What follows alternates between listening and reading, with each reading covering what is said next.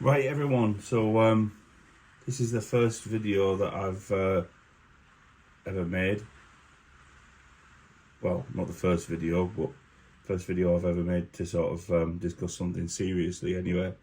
And I'm going to try and show you how I have found is a good way to build one of the LD3 diffs. This particular one is an alloy diff. A lot of people are having trouble with them, some people aren't. There's various issues with mesh and stamping of gears and all sorts of things, but this will help you get a nice diff that should run consistently. Just a couple of word of warnings before we start the video. I've got a missus in the background that coughs like there's no tomorrow, so I do apologise. Dogs, and also a monsoon as usual in South Wales, and I'm in a conservatory, so if I have to pause and carry on, I may need to do so. Just to go through a few of the things we're going to do, I like to get myself set out. Piece of shop towel to work on, MIP driver, I've got a speed driver as well, MIP tip, XTR oil, I've got rebuild kit and shims from Schumacher. This particular kit is for a 2 gear diff. That means 2 planetary gears. There's the second one, and the shims here. I've also got some grease. I like to use Avid Slop. I'll explain why as we go through the video. So first things first, I'll grab the out drives and get 2 of the washers that are the sort of medium diameter hole, so you can kind of see that. And one of those, woo, I didn't go to plan.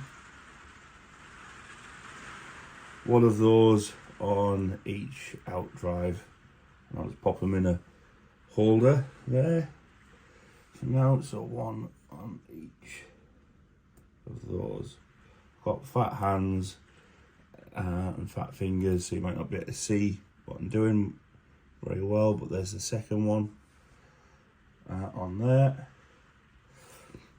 And then what I'm going to do now, I'm going to grab my O-rings. So the way I like to do it is in my little pot of grease.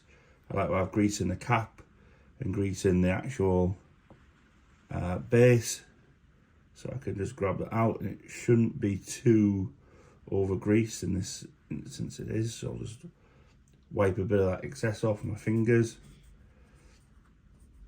and I'll just pop that on the actual top case like so.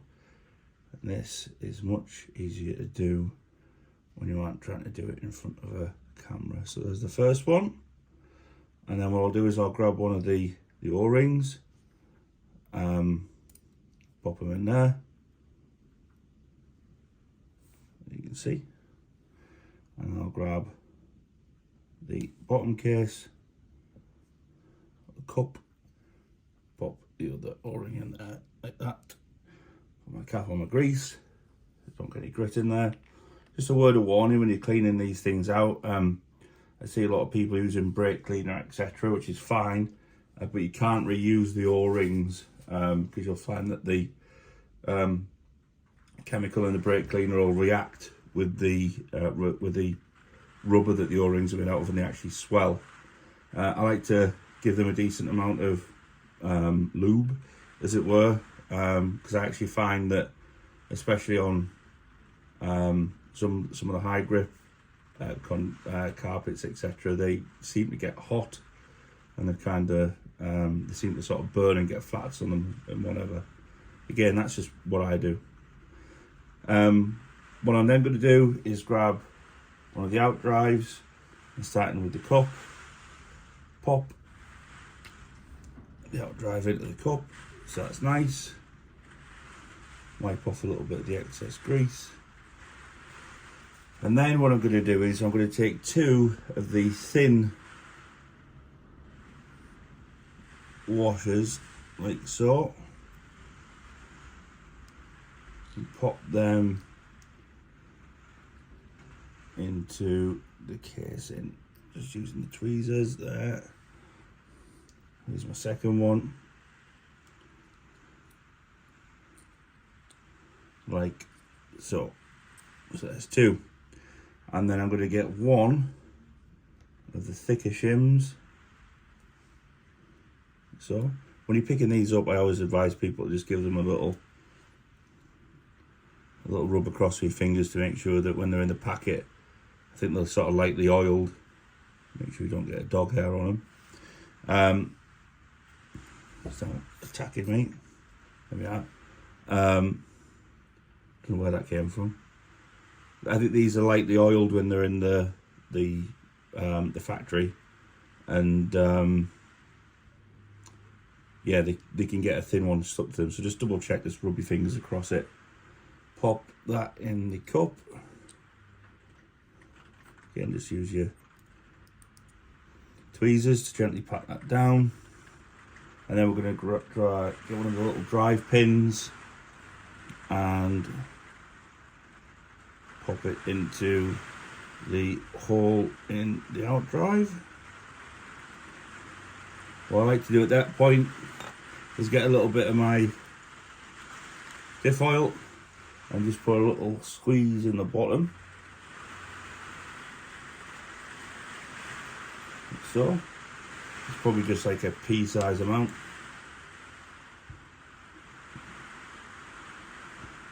So it just gets behind the gear. And then get one of the larger drive gears and just pop it into the bottom there.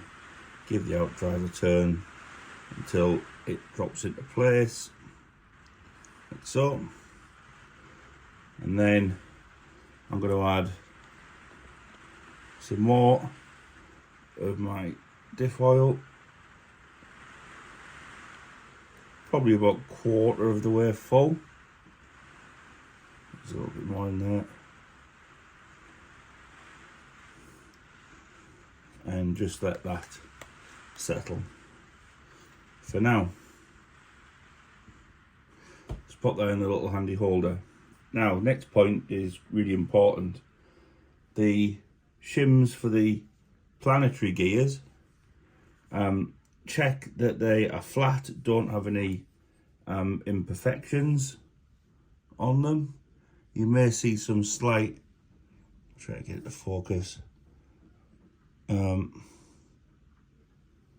sanding marks on there. Come on, focus. Sorry, there we are.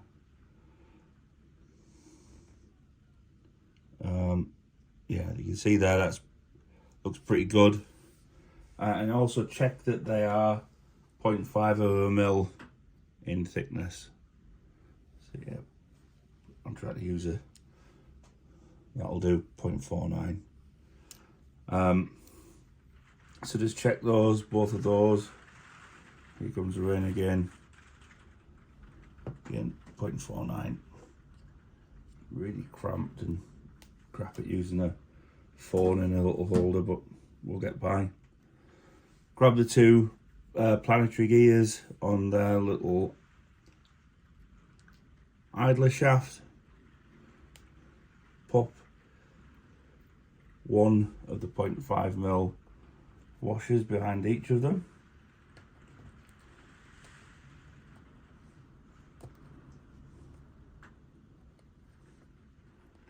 Again, picking things up and trying to do things on camera completely different to normal. So you've got your planetary gears on the little idler shaft with a washer behind each of them. You can see that. No good at trying to do this. We'll have to get better if I do another video.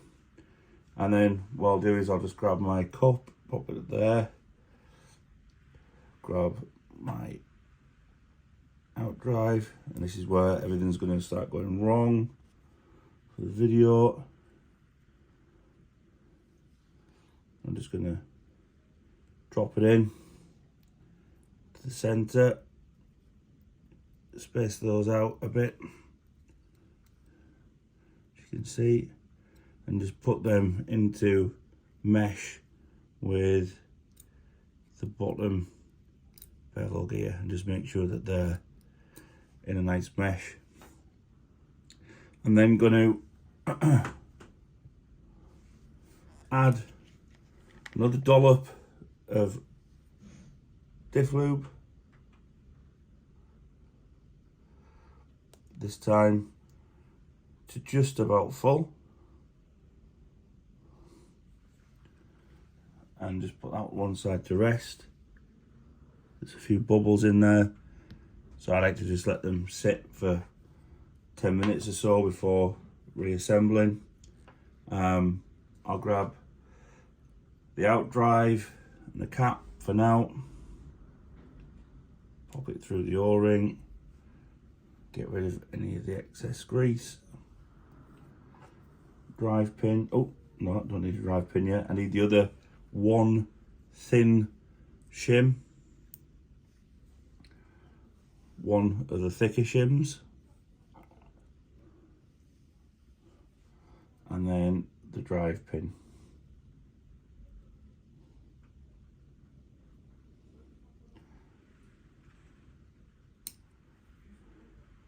Just in the hole in the out drive there, nicely. Oop, too far. Again, what I'll do, I'll just then grab a little dollop of diff oil just around the cap, like so, and then put the out drive on.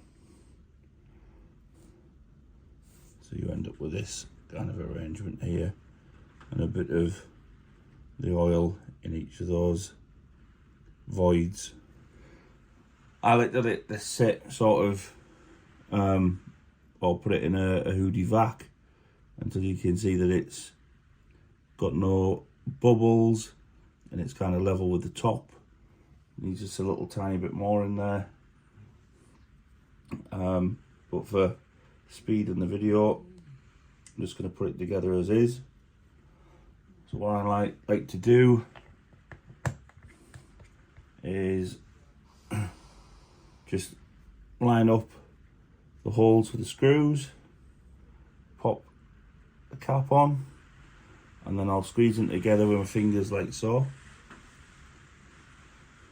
Hold it down and just make sure I've got some form of a mesh, which I do. I'll then drop the screws in.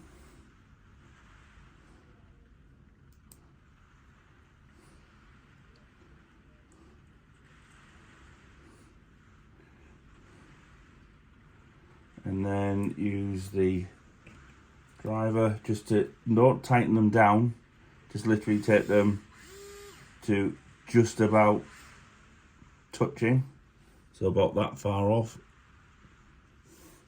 Do opposites.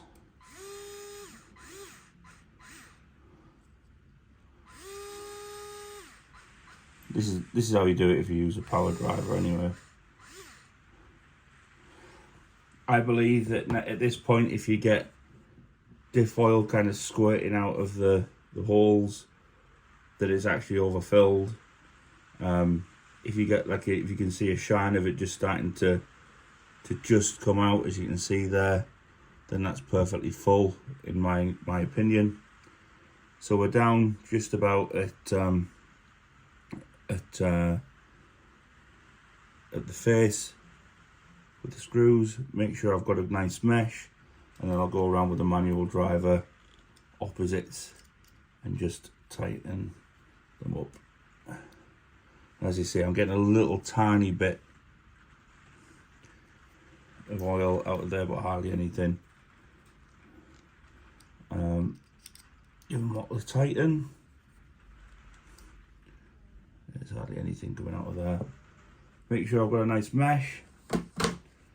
Give it a wipe. And just check that feels nice, which it does. When you turn these things, The alloy one always feels a little notchier than the plastic one for some reason.